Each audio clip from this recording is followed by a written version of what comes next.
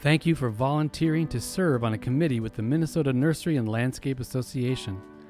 Committees play an integral role in advancing the mission and goals of MNLA. This video provides some basic information to help you understand your role within the larger framework of the association. So, what is a committee? Committees are created by the Board of Directors to supplement its work as the governing body of MNLA. Once a committee is formed, it is assumed that it operates continuously. Committees provide knowledge, time, and resources that the board and staff may not have. Some of MNLA's most successful programs and initiatives have been developed by our committees.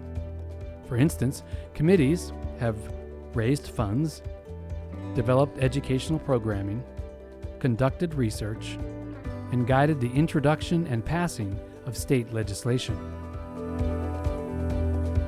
You may be wondering how a committee differs from a task force or task team. The answer is that a task force or task team is a group also appointed by the board, but they are appointed for a specific purpose and deal with a specific subject. They disband upon completion of their tasks. Committees are guided by the organization's governing documents, which include its mission, otherwise defined as its purpose for existence, the Articles of Incorporation, which is the authority from state government to operate, the bylaws, which define the relationship between members and stakeholders, and policies, which serve to help interpret the bylaws and articles. We will discuss these documents in more detail in an upcoming video. Committees receive their work direction and assignments from the Board of Directors.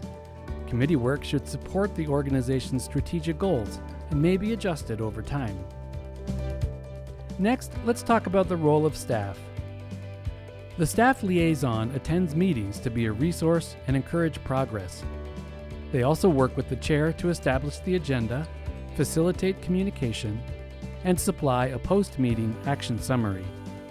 While the staff works with the committee to implement agendas and provide continuity, they ultimately answer to the executive director, not the committee. The staff liaison for each committee keeps an action summary of each meeting. This summary is supplied to all committee members after the meeting.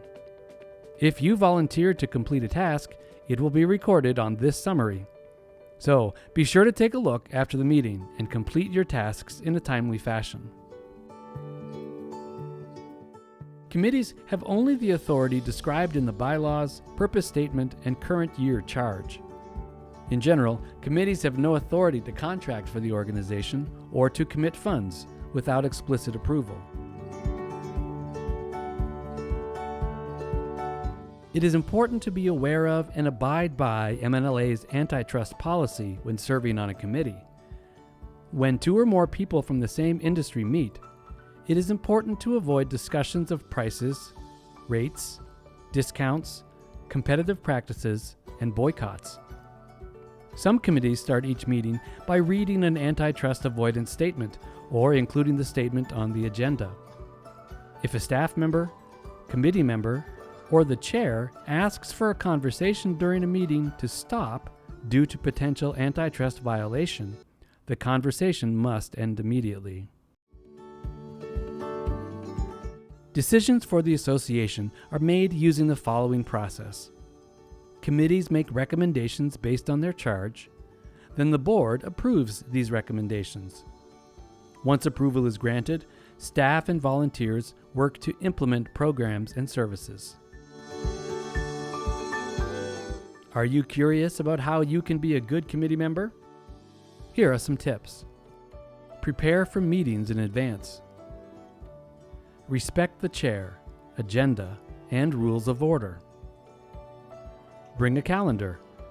Start and end on time. Know the mission and goals. Listen more than you speak.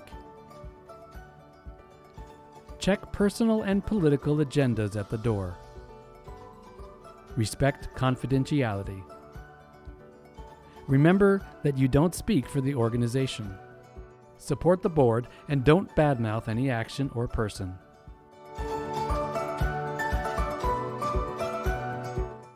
The chair sets the tone for the committee. They provide leadership by communicating the committee mission, charge, and seek member input and ideas. Stay in contact with committee members. Plan a calendar of meetings and determine if members want to be meeting online or in person.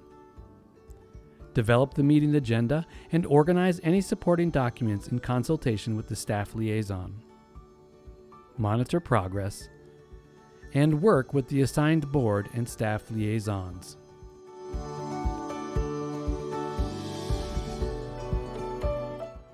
While the board often relies on a form of parliamentary procedure like Robert's Rules of Order, committees tend to be less formal. It is important to follow the meeting agenda, which generally guides the meeting discussion. Most important is to maintain courteous and respectful, so discussions and work can be accomplished. Finally, we hope you find committee service an enjoyable experience. Interacting with your peers for the betterment of the green industry as a whole should be fun and a rewarding experience. Do you still have questions about committee service? Any member of the MNLA Board of Directors or staff would be happy to speak with you.